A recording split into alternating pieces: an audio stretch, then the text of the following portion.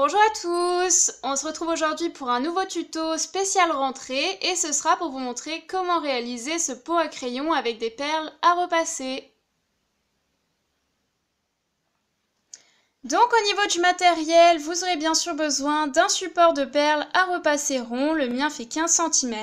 Au niveau des perles, vous aurez besoin d'environ 2110 perles, donc je vous conseille de prendre un paquet à mât de 3000 perles. Ça coûte 4 €, donc si vous n'avez pas encore de perles à la maison, ne prenez qu'une seule couleur, sinon ce ne sera pas intéressant en termes de prix. Rien ne vous empêche après de venir décorer avec un ruban, des strass, des stickers, des choses que vous pouvez déjà avoir à la maison. Moi personnellement, pour ce tuto, je vais utiliser deux couleurs, mais si vous avez déjà des perles à la maison, n'hésitez pas à en mettre davantage. Vous aurez également besoin de colle, donc moi je vous conseille celle-ci parce qu'elle est transparente et que c'est plutôt bien, mais après ça met un petit peu de temps à sécher, donc le mieux c'est un pistolet à colle chaude, ça va beaucoup plus vite.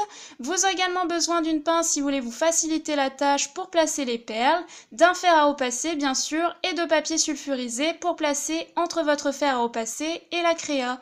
Donc ça c'est le minimum pour pouvoir réaliser votre pot. Pour la suite du matériel, c'est facultatif. Comme je vous le disais avant, vous faites en fonction du matériel que vous avez. Moi, j'ai pris pas mal de choses, mais je ne sais pas si je vais tout utiliser. En tout cas, les couleurs correspondent aux couleurs que j'ai choisies pour mon pot. J'ai donc pris des petites perles qui en général proviennent de chez Tiger et coûtent 1 €. Il y en a des roses, des transparentes, des blanches et des petits papillons. Ensuite, j'ai pris du fil de nylon qui provient de chez Maxi Bazar. Je crois que ça coûtait 2,99 €. De toute façon, je vous remettrai des produits similaires dans la description si ça vous intéresse, une paire de ciseaux, un ruban élastique qui provient également de chez Tiger et qui coûtait 1 €, des fleurs en feutrine qui proviennent du magasin, c'est 2 €, ainsi que les strass roses. Et donc passons maintenant à la réalisation. Donc pour commencer, vous allez placer une première perle au centre de votre support de la couleur que vous avez choisie et ensuite vous allez effectuer un rayon de 10 picots ou de 10 perles, donc ce sera le rayon de votre cercle. Après vous pouvez bien sûr adapter la taille de votre cercle. Moi j'avais envie de pouvoir mettre suffisamment de choses dans mon pot, donc je l'ai fait quand même assez grand, donc j'ai mis 10 perles au niveau du rayon, mais après voilà, si vous n'avez pas suffisamment de perles, vous pouvez toujours réduire la taille de votre cercle. Donc là je recompte 1, 2, 3, 4, 5, 6, 7, 8, 9, 10, et une fois que c'est fait, je vais réaliser le contour de mon cercle et il ne me restera plus qu'à remplir l'intérieur de mon cercle.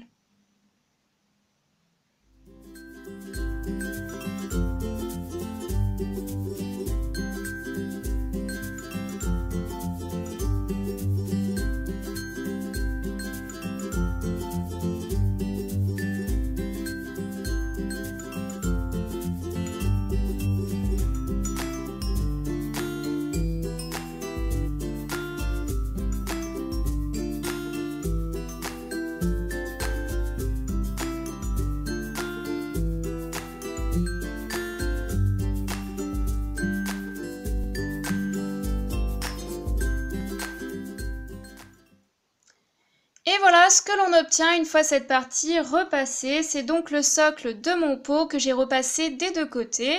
Une fois cette partie-là réalisée, je vais maintenant réaliser cette partie-là. Donc c'est exactement le même cercle, toujours de rayon 10 picots. Simplement ici, je garde les deux derniers cercles. Et donc ça va être l'épaisseur de mon pot. Je vais le repasser que d'un seul côté.